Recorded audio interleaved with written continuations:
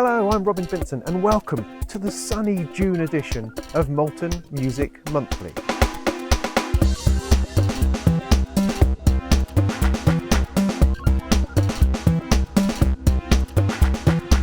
Hooray, we're back! It feels like an absolute lifetime since the last time we were here together. And yes, that's only because we had an early one last month because of Super Booth. I did one early in May, and so it's got to have been at least, 6 or 7 weeks, I suppose, which is a long time when you're trying to do a monthly video news thing, whatever this thing is. But I've got loads to talk about, so let's get on with it. Soma is developing the coolest drum machine ever. There's a hard mod spring reverb thing from Mexico. Ginko serves up version 2 of its SampleSlicer. FL Studio leaps to version 20. Studio One creeps up to version 4. Native Instruments gives us a good kicking and a good crushing. Midibot brings probability to your virtual instruments. Mutable Instruments gets into bed with both VCV rack and Softube Modular. Propellerhead released their first VST instrument. Spitfire LABS are giving away some really good sounds. Amsterdam is trying to start a modular synthesis school. Output takes us to the arcade for some coin-operated loop action. Waldorf does really cool things with the Valkyrie. Instagram gets some telly, and what the heck is going on with all this Behringer legal stuff? All of that, and probably more. Let's have a look. Let's kick off with the best thing I've seen in ages. Now, Vlad Kyra from Soma Laboratories makes some weird stuff. Just weird stuff. I mean, there's something about whale music and Soviet research stations and uncovered mystical connections between synthesis modules. And then there's that pipe thing. I'm not really sure what that's about. But something in there gets translated into these really quite interesting synthesizers. He calls them organismic, whatever that may mean. But his latest creation is called the Pulsar 23, and it's a semi-modular drum machine. But it's not a drum machine like we've ever really seen before. I mean, the basic stuff is that it has 4 channels of stuff. So you've got a kick, a snare, some cymbals, and then a bass or percussion line. There are 23 individual modules all wired together for the sound generating, sound sculpting and modulation. But the thing that really makes it different is that there isn't a sequencer. There's no step pad type sequencer thing like you would expect to see on any other drum machine. Instead, it uses 4 loop recorders, and these are recording triggers, it's not recording audio as such. Now, what that actually means and how that works, we don't really know as yet. But the sound and the rhythms and the stuff coming out of the demonstration video, it's just immense. It's epic. It's enormous. It's the most extraordinary thing I've heard in ages. Now, part of this organismic concept is that everything can run into everything else and modulate everything else. And in building this thing, Vlad discovered that the cost of implementing like over 100 patch points in order to wire everything together was just getting ridiculous, let alone the space required to make that happen. So instead, he's sort of gone for this more basic way of doing it, where you have little screws as posts and then crocodile clips, and you just clip them to where you want things to go. It saves an enormous amount of space. You can clip clips to each other and to the same post. It just simplifies the whole thing. And it makes you wonder, why wasn't Eurorack Modular all done on that? I mean, I guess it's kind of a bit messy and it looks a bit ad hoc. Whereas nice, jack cables, plug it into each other, yeah, that's much more professional looking. But in order to keep costs down and to keep the shape of this thing sensible, Vlad is going to go down this road of crocodile clips, which I think is awesome. It's going to give it a particular vibe and a particular look that nothing else is going to have. And it already has that. I mean, when they say prototype, they ain't kidding. I mean, this is some kind of board with loads of felt tip written all over it. But it looks somehow fantastic just as that. And I fear perhaps that it's going to get ruined by a proper posh front panel at some point. But anyway, it's going to cost over $1,000, so it's not exactly going to be cheap, but it looks to me to be one of the most interesting things forever, for ages. Can't wait to see what it really does and how it really works and what people are going to make of it. Now, something might have got lost in translation, but it's a terribly clumsy name for what seems to be a very beautiful piece of synthesizer. The hard mod synth spring reverb just looks fantastic. I mean, it has a kind of a laboratory vibe to it, everything very precise and well crafted and designed. This front panel is very, very cool indeed. Everything laid out perfectly, ready for you to get tweaking in there. It's a semi-modular synthesizer with 2 VCOs with lots of different wave shapes, FM and pulse width modulation. Each VCO is independent, so you can use them separately, giving you sort of 2 voices, probably in a paraphonic sort of way. It has a couple of filters, an LFO and sample and hold, and all the usual stuff you'd expect, but what is blindingly obvious is that there's a massive, great big spring reverb thrown across the entire body of the synthesizer. Yeah. That's really interesting, because not only will you get a great spring reverb, a proper physical spring reverb, but you can also twang it with your finger, which is going to produce endless fun and all sorts of tones. It's unusual, it's hand built in Mexico City, and it'll cost you probably about 1,500 quid. Really sort of nice, I think. Now I've got my eye out for a little bit of DIY modular sampling.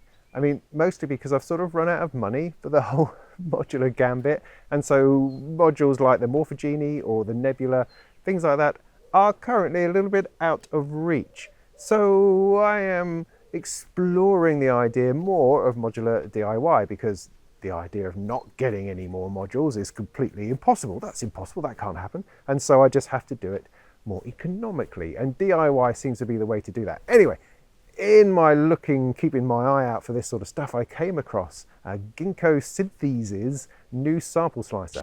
Now, a SampleSlicer is an old school sampler. You sample into it, you slice it, and you send it back out again. It's that simple. There's no SD cards, there's no USB connection, there's no storing of samples or reels or whatever it is they want to call it these days. You record in, you play out.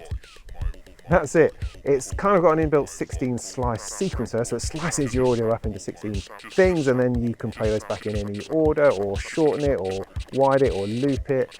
Just mess with it on the fly. It's a performance sampler. It's not trying to be a posh sort of thing with immense sound library or high fidelity or anything. It's a 12-bit sampler for getting your hands dirty, for recording stuff and playing it back and messing it about and glitching it around the place. Fabulous. That's exactly the sort of thing that I'm after. This new version of it just ups the quality of everything, improves on the original one as much as they can possibly push it, and it will be available as a through-hole kit, which means like normal people can solder it without going blind, which is great. And for about 155 quid, it's not bad. It's not bad. It was recently funded on Kickstarter, and so they should start shipping anytime soon. FL Studio 20. So what's that about then? I was pretty sure they were on like version 12 a couple of weeks ago. Yes, well, this is the 20th anniversary of Fruity Loops. Fruity Loops is the beginning of FL Studio. It's this kind of funky pattern-based, weird, modular-esque dance music making piece of software that has been doing that kind of thing for years, 20 years.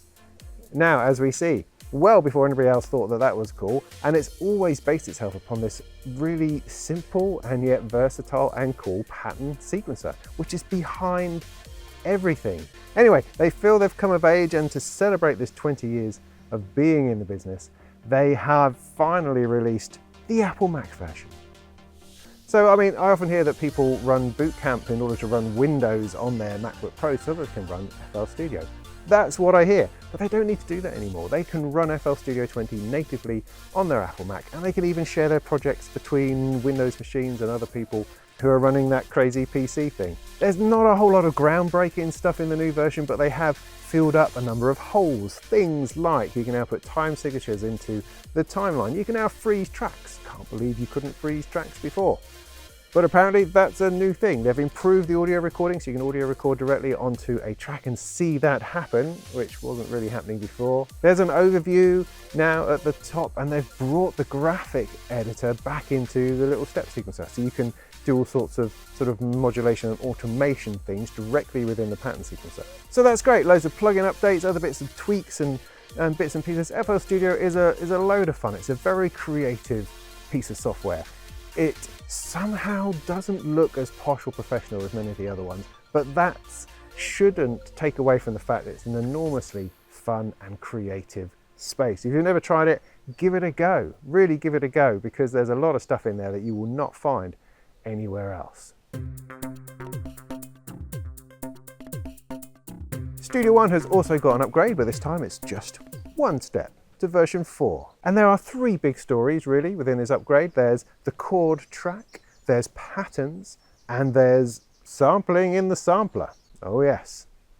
The chord track works like other chord tracks in other DAWs in that you can stick a bunch of chords at the top of your arrangement, and then all the MIDI tracks will quantize to that chord arrangement. You can change the chords, the quality of the chords, the type of chords, mode of chords, all that sort of thing, and the MIDI notes will all snap along to that. That can be enormously helpful in songwriting, but with Studio One it also does it to your audio tracks. Now you have to analyze and process your audio tracks a little bit. You have to detect the chords. So Studio One gets in there and extracts the chords from the audio, and once that's done, then the audio track can also respond to the chords along the top. It's quite remarkable, really, because not only do you change key, but you can change mode and quality as well, going from a major to a minor or something along those lines. And it pretty much does it really beautifully, or at least it can do in certain circumstances. But it really gives you the ability to work on a song, to work on the sort of harmonic content of a song after you've recorded a load of stuff. So you've recorded a load of stuff in, you can then start working on it and changing it and massaging it and seeing where you can take it. And that really works well with the workflow of the Studio One arrange page and their scratch pads and the way that the program interacts with itself. It's very interesting. The next thing they did was patterns, and that's taking a step sequencer idea and slapping it right into the arrange page. So rather than using another plugin or having to put Reactor in there or something else to run step sequencing, this runs directly on the timeline. You just drop in a pattern and edit it as a step sequence in the editor window at the bottom. It's very, very smooth.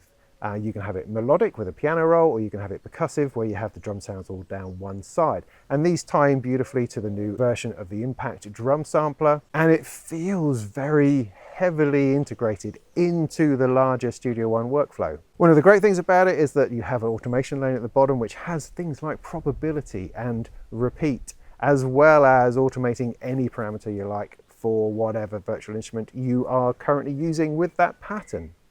You can save patterns and save variations on patterns. You can have them at different lengths and different resolutions. It's a lovely, powerful and creative tool that, as I say, works directly within your timeline. You're not having to go somewhere else or do something else or import something in. And that's what makes it work so well. And finally, amongst a load of other tweaks and bits and pieces, you can now sample into the sampler, into the Sample One sampler, which previously you could only drop samples into. Now you can hit record and record directly into it from anywhere, from the output of any other instrument or any other track, or from an external input, and sample it and then slice it and then play it, like you do with a sampler, which is great. It's so good to get those kinds of facilities back into virtual instruments. I mean, this is not about huge, massive libraries or intricate strings or massive velocity layered pianos. No, this is like the SampleSlicer I talked about before. You just sample in, you slice it across your keyboard, and you play it. Beautifully simple. Anyway, if you want to know what I think about Studio One version 4, then I have just written the Sound on Sound review of it, which should be out in a couple of months or something. So you'll have to wait until then. Track 1 from Native Instruments has 2 things going for it, kicks and bass. That's it. On one side you've got kick drums. You can splice together 2 different layers of sound from all sorts of different sound sources, tweak them, affect them, modulate them, get your perfect kick sound. Then on the right hand side you've got a whole bunch of different ways of creating a bass sound, a bass line. It could be virtual analog, it can be wavetable, it can be FM, it can be supersaw or wavefolding. Stuff all that together, stick it through a bunch of effects, modulate the heck out of it, and you've got your bass line. And then You've got a step sequencer to run the whole show. So you've got rhythms coming off your kick, you've got melodies coming off your bass line, but it doesn't just sound like a kick, because you can change that and swap that sound with every step. So it could be going from a kick to a snare to a hi-hat to something else, to a weird effect. It can grow, it can modulate, it can evolve. Similarly, the bass line could be all sorts of different things, and it can be very, very changeable. But what's really important about TRK-01 is that it is an absolute blast to use. It is so much fun. You know, I mean, I loaded it up a little bit skeptical as usual. All right, kick drums and a bass line, it doesn't sound like particularly interesting. And then boom, boom, boom, boom, this thing is coming out and you go, wow, wow, wow, woo, and you're getting in there with the crazy tweaking and the messing about. And it's just so much fun. And just when you think you've kind of sort of wrung out the most creative juices that this machine has ever seen, you then just go to a couple of presets and realize you haven't even scratched the surface. But there's a whole ton of stuff going on in there and ways of making it sound just fantastic. So yeah, so that's just a load of fun. I was really surprised, you know, it really surprised me how much fun it was, which is nice. It's nice. It's nice to feel something when somebody tells you to try out a piece of software. The other thing Native Instruments did was produce another bunch of really cool, simple plugins. This light's called the Crush Pack, and it's 3 plugins. One is a distortion box, the other one is a bit crusher, and then there's a weird, freaky sort of ring modulator weirdness thing as the third one. But what I really like about them is that they are unfussy and simple. Nice big bold interface, couple of knobs, couple of buttons, and it does the job. They sound great, of course they sound great. I mean, often Native Instruments stuff sort of disappears up its own arse a little bit in the complexity, in that all that business in Reactor that you can wire together, and the different layers of modulation and bits and pieces. It just gets a little bit tedious after a while. But these, and similarly a few months ago they released the Mod Pack, which again was a chorus and a flanger or something like that, and they're just simple, and you drop them into something and they work. They sound great, and you can use them without having to fiddle about or trawl through presets or worry about, is this working or not working? I don't know, great. This is sort of, these two things, the TRK-01 and this Crush Pack, they are sort of Native Instruments at their best, I think. Simple, high quality and effective and instantly usable. What more could you ask than that? Here's something pretty random and pretty special. It's called Midibot, and it's a probability-based polyrhythmic pulse generator. It generates a bunch of pulses. That's interesting, that's nice. You drop it in as a VST instrument and then direct its output to another VST instrument, and you can either just kick out pulses for rhythms and percussion, or you can kick out sort of scaled and quantized pitches, a bit like a quantized Turing machine, I suppose. And it just generates patterns that give your music an extraordinarily human and realistic feel. And it's great. It works. It's $5. You drop it in there and suddenly you're creating drum patterns and bits and pieces that just sound really refreshing, really real, really usable. You can dial in different amounts of probability and how often things hit and how often things don't hit. And after a bit of tweaking, you've got some completely unique stuff going on. You know, this is one of the things that we love in modular synthesis. We love randomization, stuff that just starts to generate that you can tweak and play with. And that is often missing in software, very often missing in DAWs, and something like this just plops in there, simply direct it to your synths and it starts making wonderful music. Oh, well, I might be overdoing it a little bit, but the developer Robbie Kilgore says that he essentially wrote this because he couldn't find people to play with, people to jam with, and so he wanted to humanize some virtual instruments so that he could just play along. So you stick a bass line in, stick a bunch of chords in and scales and tell it what to follow, and it will just play and you can play along with it. It's a lot of fun. It's really very cheap. Go and try it out. Now, Mutable Instruments make some of the cleverest Eurorack modules around. Most of them are software driven, and Mutable have a habit of making their source code available for free. It's been great, it's a great policy. And VCV Rack, the virtual Eurorack modular system, has taken that on board and released a range of what they call audible instruments, which are essentially all of the Mutable Instruments modules, the open sourced ones, realized back into software. And even though the source code is open, VCV Rack did get permission to use it from Mutable instruments. So it's all cool, man. It's all good. It's all lots of karma, lots of toing and froing, and nobody really minds that these things are there. Now, VCV Rack and Mutable have recently got together to do something a bit more official. And what they've come up with is a plugin called Preview. Now, Preview is a module that can be any of the Mutable instruments modules. And the idea is that Mutable will give them the source code to new modules that people can try out in VCV Rack. It's kind of the idea that you can trial a piece of hardware before buying the hardware. You try it out in VCV Rack first. If you like it, then you buy the real thing. Sort of a bit like that.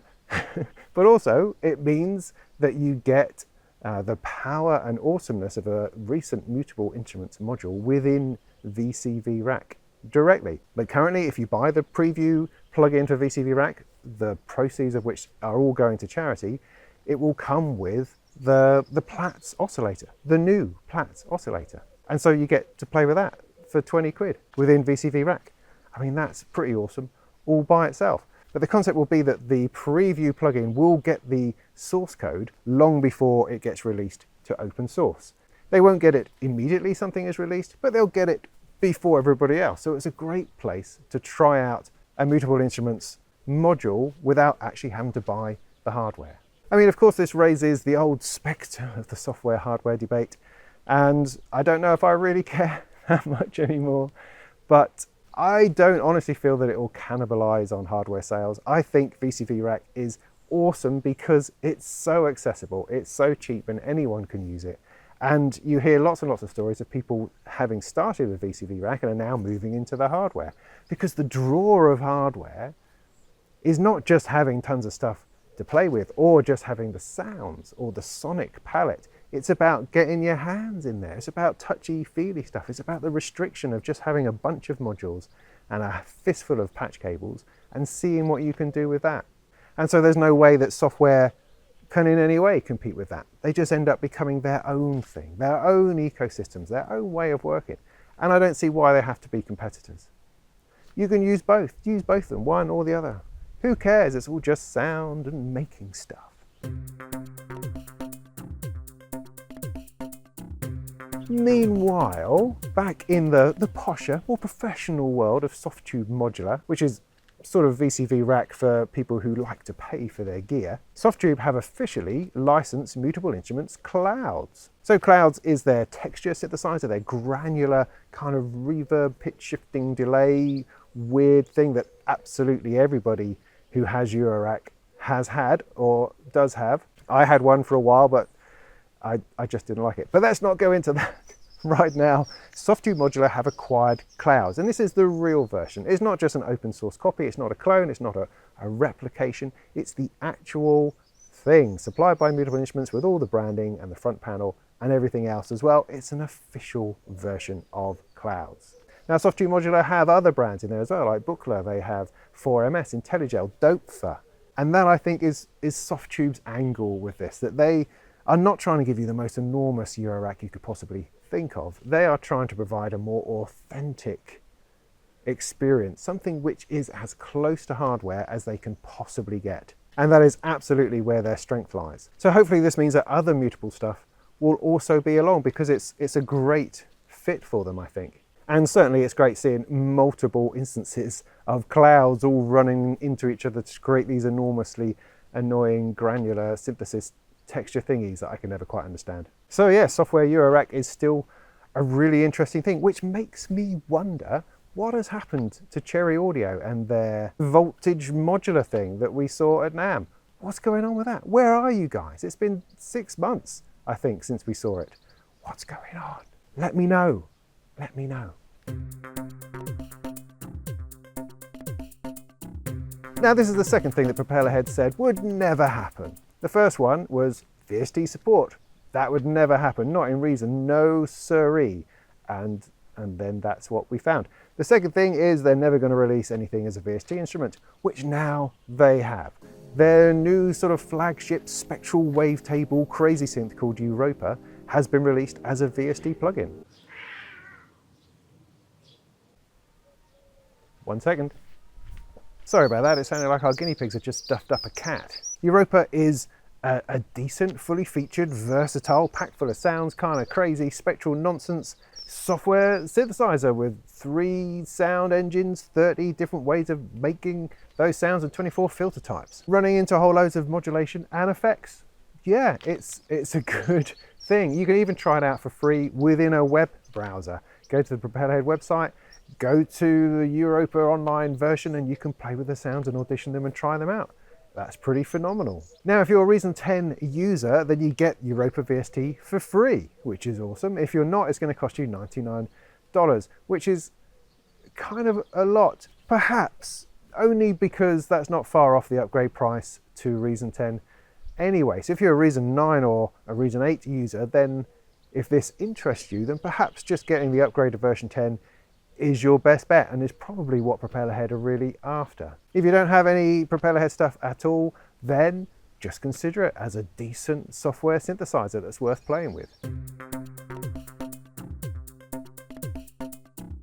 Spitfire are a boutique, London-based sample library creation company who craft some of the most stunning instrument libraries. As well as being top-notch recording engineers, they also like to fold in a bit of weirdness, a bit of creativity, some craziness and sort of mangled weirdness to their instrument libraries, which is always appreciated. So you get all your pristine strings, you know, sampled and recorded in a gazillion ways with 14 million different microphone techniques and musicians, but you also get a mangled, squashed, bit crushed, sort of wrenched apart version of those samples as well. It's all great stuff. Anyway, they have just sort of started a range of libraries that they are calling labs. And what's fabulous about labs is that it's completely free. We always like stuff for free, but this stuff is just particularly good. I mean, Spitfire just make great stuff. And I guess perhaps that they've come across some sample library that they haven't really used very much or found anything useful to do with, and have decided to just float it out there as a bit of a marketing exercise, whatever. You know, I don't actually care about the reasons, because the sample libraries within labs are really quite good. They're very neat, very usable, and very instant. First one is called Soft Piano, which was created a long time ago, apparently, by dangling a piece of felt between the hammer and the strings on the piano, and it creates this very dynamically soft sample library. And the other one is a strings one, which is a recording of 14 very clever musicians playing their instruments very cleverly, recorded through some lovely vintage gear. So for absolutely free, you get some genuinely good strings and a very interesting little piano. And apparently there are more to come. The other thing I really like about it is that this is not a contact instrument. I mean, most of the Spitfire library comes as a contact instrument, which is fine, but Contact 5 is kind of getting a little bit tired now. It's getting a bit predictable and samey, although you can do enormously creative things within it, and it has definitely enabled entire generations of sampled instruments. It's just getting a little bit the same all the time. It does the same thing, the same effects, the same modulation sort of options, bits and pieces, and so they're kind of running out of creative juices in that. But for labs, Spitfire Audio have created their own virtual instrument, their own GUI, their own host for these samples. I mean, it's spectacularly minimalist. It has just 2 sliders and a circular thing, but it's beautiful. It's just lovely. It does exactly what it needs to do, and potentially allows them to flex themselves a little bit outside of the constraints of Contact. Although Contact is probably well overdue a bit of an upgrade, don't you think? Now, I recently came across a struggling Kickstarter campaign that was attempting to raise some funds to start a modular synthesis school in Amsterdam. It's the brainchild of Anna Martinova, who performed under the name Tulpa or Dusha, I think, and Nate Hook of Epsilon Records. And they've been working really hard to get this sort of concept off the ground. The idea is to provide a course where people can come along and learn about modular synthesis inside and out, about DIY, about synthesis routing, about how that works, how it integrates with other bits and pieces and the larger sort of sound recording and DAW work and bits and pieces. The idea was to bring in outside speakers and teachers from the industry performers and engineers and bits and people to contribute to the course. They'll also be building up a selection of gear that people can use and rent and hire and go in there and just get access to all the wonderful modular synthesis goodness. Under the name Modular Moon, they've been building a bit of a following and been running workshops and events and looking at all sorts of ways to try to get this together. They've been working a lot with Erica Synths on formulating the syllabus and also the content of workshops and bits and pieces. You know, it's a great idea. I think it's the sort of thing that you could roll out across all sorts of places and cities and different ways once you've kind of got the framework together. Now, sadly, by the time this video is out, I imagine the Kickstarter will have failed to fund. And actually, as it goes, I am one of only 2 backers. And that's a real shame. I think Anna has struggled to sort of articulate the vision of what she's trying to do, what they're trying to get to. And she's also been bogged down in the administration of it all, in working these things out. And perhaps sticking it onto Kickstarter was not either the right way to go or not the right time to do it. And although a load of funding would have been great, they could have bought modular synthesizers and start putting down some rent on rooms and stuff they wanted to use. I'm not sure that's the right approach at this time. I think really what they want to bank on is people, is intellect and enthusiasm and support. And really it just needs people who are willing to help. I mean, you know, maybe you're a whiz with paperwork. Maybe you've got some marketing expertise you could lend to it. Maybe you could donate a module or your time or some creative energy, some teaching resources, or maybe you could just be encouraging. I don't know really. It just to me feels like a superb idea that's kind of just out of reach.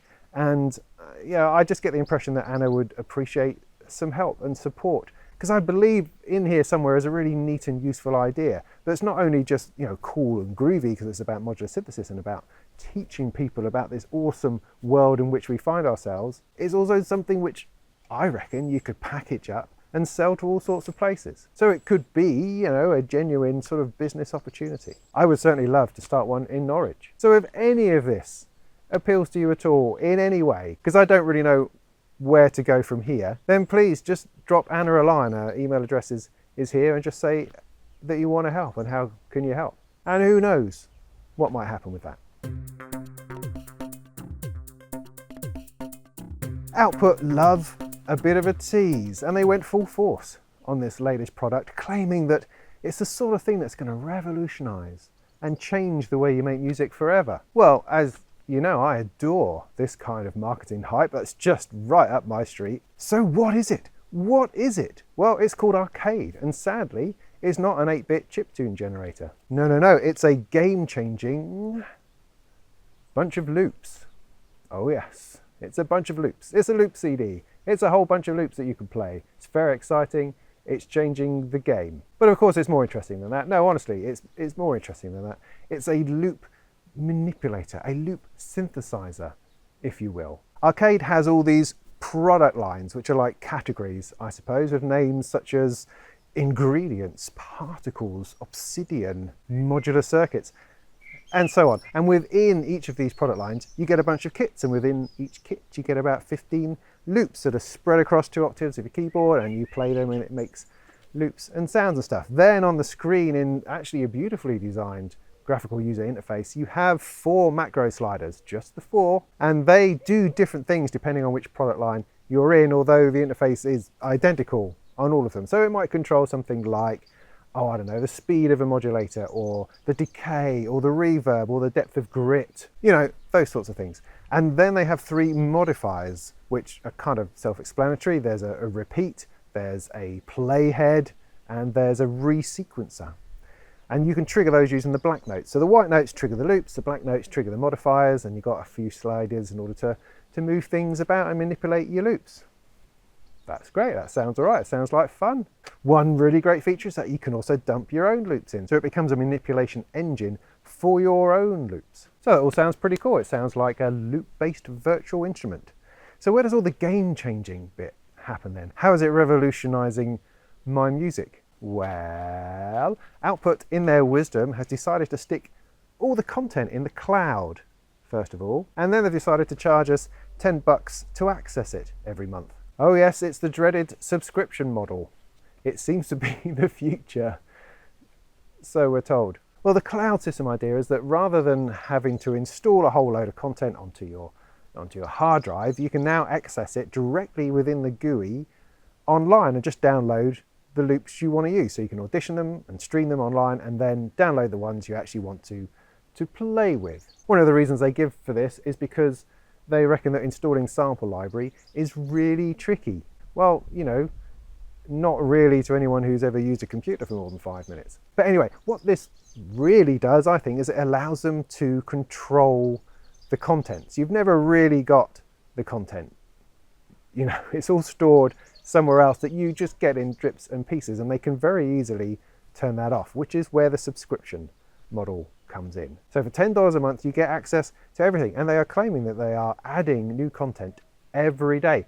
Every day, new content, which is quite extraordinary. They must have an awful lot of loops just knocking around that they don't quite know what to do with. Now you can stop subscribing at any time and output say that your projects will still work. They'll still play back with all of the sounds that you have used within them. It's just that you won't be able to change them or edit them unless you start subscribing again. And in some ways, I guess that's how it perhaps could work, is that you throw them $10 every time you want to use the software. Because the fundamental problem I have with the subscription model on virtual instruments is that I don't use them all the time. I mean, I'm quite happy to subscribe to a piece of software that I use all the time. Photoshop, for instance, great example. I use it every day, and so subscribing to it, not a bother. But virtual instruments I dip in and out of. I might use one for one project and then not use it for months and months and months. And you kind of feel that with a subscription service, you're now paying for something that you're not really using. And also, I personally get a bit of a thrill out of buying something.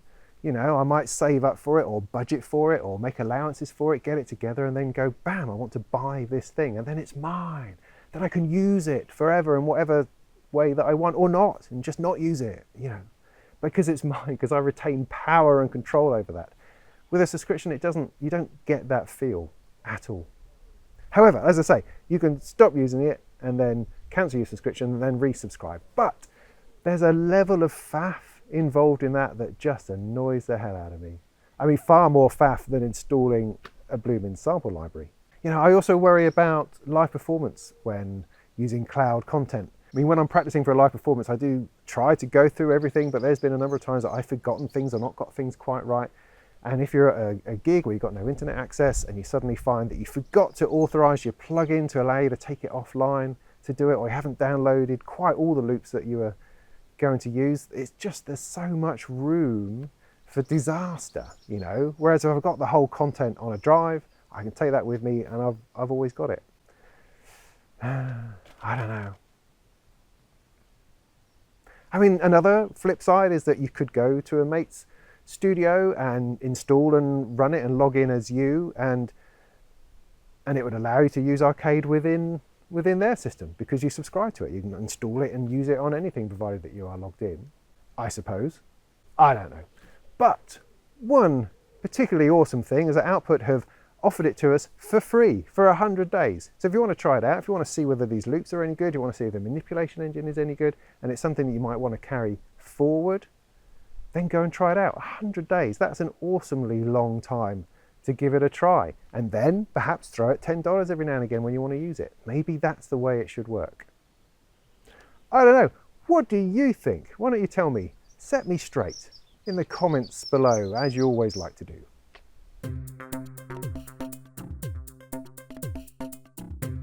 Does anyone remember the Exodus Valkyrie? It was kind of the only synthesizer of any interest at all at Music Messe back in March. It was a kind of ugly looking mega synth with a gazillion oscillators and loads of polyphony and multi-timbralarity and capable of producing the most awesome sounds. It's all based on the FUBGA,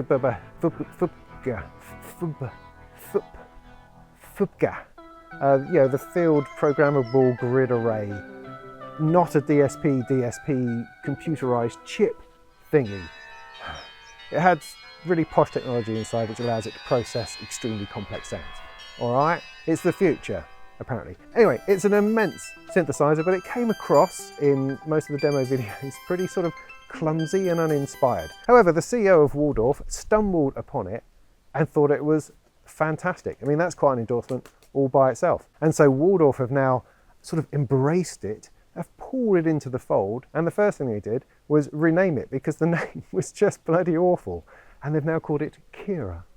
Yeah, okay, I can work with that. Not Valkyrie, Exodus Valkyrie. It's just bizarre. It's like some kind of 80s hair metal band. Kyra from Waldorf, that sounds a bit more like it. So they've taken the idea, they're going to fold it into some of that wonderful German design and produce what is undoubtedly going to be a fantastic synthesizer. This must be an awesome thing for Manuel Caballero, the Valkyrie designer, because he seemed to be having a really hard time articulating it at the show. But now it's in Waldorf's hands, it's going to be fabulous. Looking forward to seeing more. Right, our friends Behringer are back in the news for all the wrong reasons. I'll try to put this in a nutshell, if I can. Chinese music tech site Midifan said some rather unflattering things about Behringer's new sort of cloning project of all these old vintage synthesizers. Behringer reacted by saying, please don't do that, and here's the threat of legal action to make sure you don't do that. Midifan complied, but they also contacted absolutely every other news site on the planet to sort of cry and tell them how bad Behringer was being to them. This was then picked up by CDM, who told the world about it in English, and it all made Behringer look kind of pretty petty.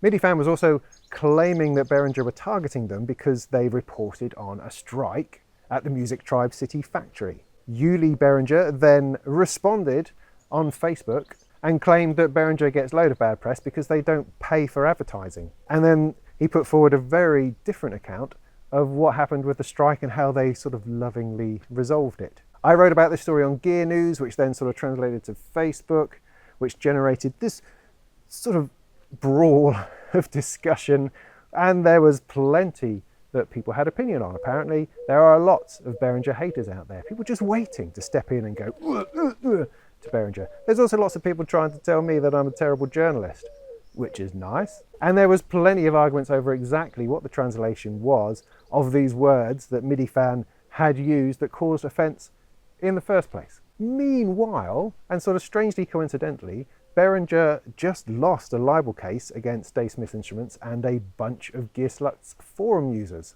So what's it all about? What's it all about? Honestly, I don't really know. I mean, that's that lack of journalism thing coming through. But I mean, ultimately, I think that commenting on the practices of factories in China is difficult. I mean, you know, I'm sitting probably on a chair made in China, surrounded by technology made in China, being filmed on a camera made in a factory in China.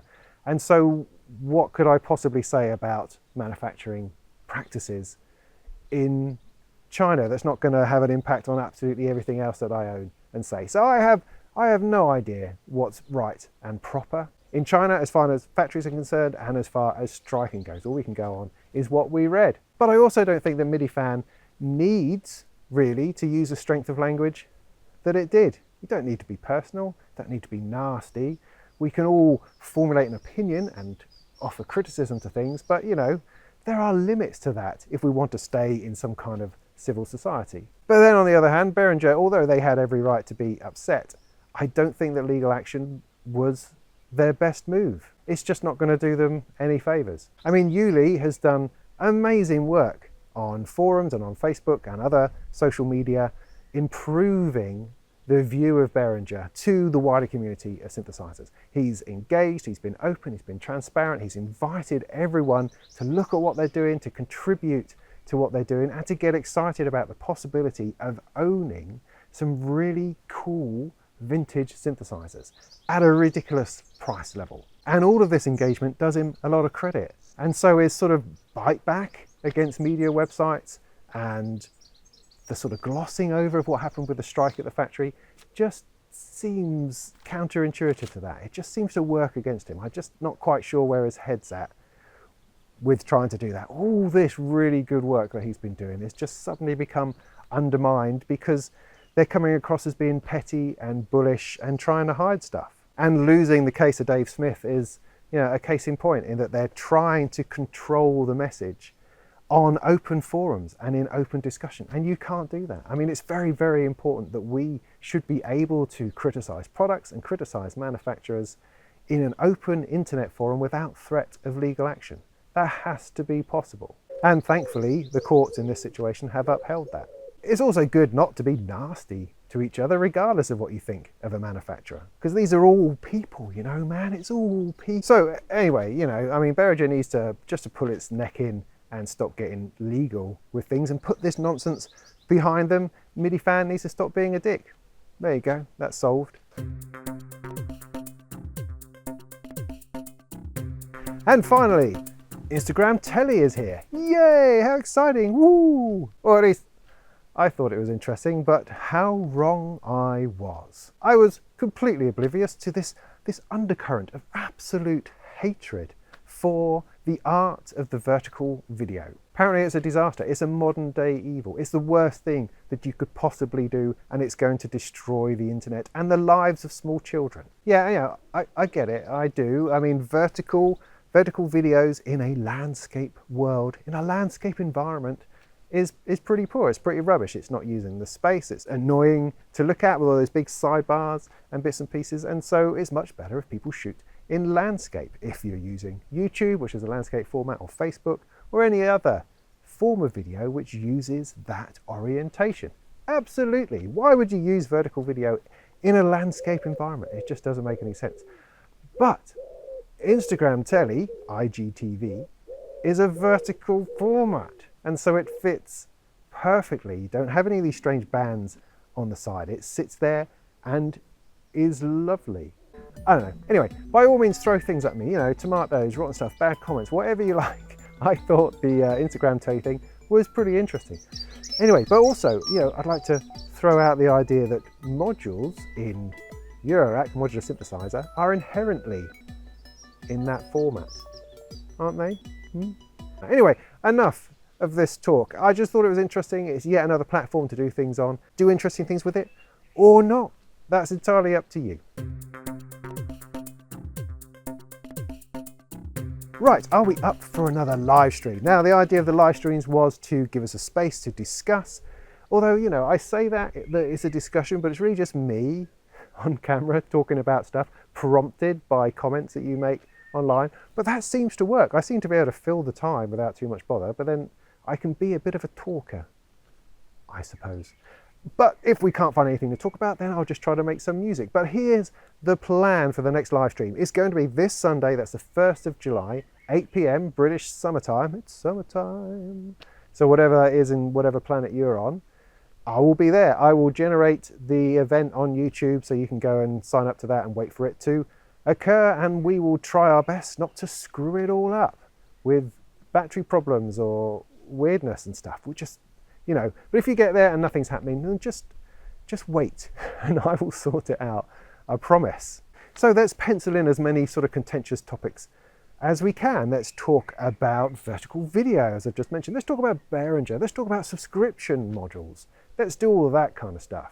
I've been sent an edge cutter envelope module from This Is Not Rocket Science, so we can install that and give that a first try. I'm trying to do a video kind of uncovering what envelopes are all about, and they've lent me one because it just looks like the most useful envelope I've ever seen.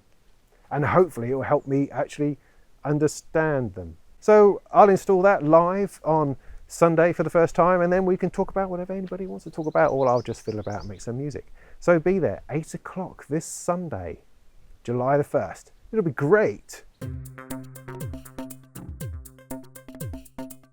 I have loads of stuff coming up, as I always have loads of stuff coming up, and in my efforts to try to get a handle on some way of doing all these videos that I want to do, I'm going to put down a bit of a schedule. It's kind of a 4-week cycle. Week 1 will be some kind of modular video. Week 2 will be some kind of software video. Week 3 will be some modular DIY that I'm just getting into. Week 4 will be this, the Molten Music Monthly. And within that, it may just be one video a week. It may be more than one. And I will try to stick in other musical numbers and song and dance routines in between them as well. But my focus will be trying to get at least one video on those contexts done every week. I'm going to start this off in July, which is almost now, and we'll just see how that goes. I respond well to structure in some situations, and deadlines, things like that. They work for me. Otherwise, it just goes all over the place. But hopefully that will give you a balanced diet of good modular stuff, some interesting DIY stuff, some cool sort of computer music, music technology, audio interfaces, software, that kind of stuff stuck in there as well, because those things are still important and they're all part of the world that I operate in. So an example of what's coming up, I have to do the review of the Eventide Euro DDL. It's well overdue. I'm going to do that next week. I have this video on discovering envelopes coming along. I want to do something on the TRK-01 native instruments and that Crush pack. I've got something bubbling away with using guitar pedals and Eurorack. And I've got all this modular DIY to get stuck into, starting off with cases and power supplies. That's going to be really very, very interesting, if I say so myself. So that's about it for now, I think. I did put a whole load of work into creating a podcast version of last month's Molten Music Monthly, and I think about 5 people have viewed it for a total of something like 13 minutes. So that feels really worthwhile. I'm going to give it one more go. I'll try to do the same thing with this one. I'll stick it up on iTunes and see what people think. And if that's interesting to you, even if you don't get a chance to listen to it, just go up there and subscribe, just to tell me that it's a worthwhile endeavor. Otherwise, I'll just knock it on the head. I don't have time to faff around with these things. But as always, if you've liked this video, if this is helpful and interesting to you, then please subscribe, please share it around, or if you're a little bit more daring, then come and join us on Patreon. Throw us a couple of dollars and help support this awesomely important work of putting good information out there on the internet about music gear, because no one does reviews like I do. I wouldn't even know where to begin with trying to do a 5-minute overview on a piece of software or on a Eurorack module. I put in days of work that I then condense and edit down to hopefully under an hour of real in-depth and honest investigation into whatever it is that I'm talking about. It's worthwhile. If you don't like long form videos, that's fine, but you know, give yourself 40 minutes, give yourself an hour, sit down, have a cup of tea, and let me unpack something for you. That's what I like to do. That's what I'm all about. And in the meantime, go and make some tunes.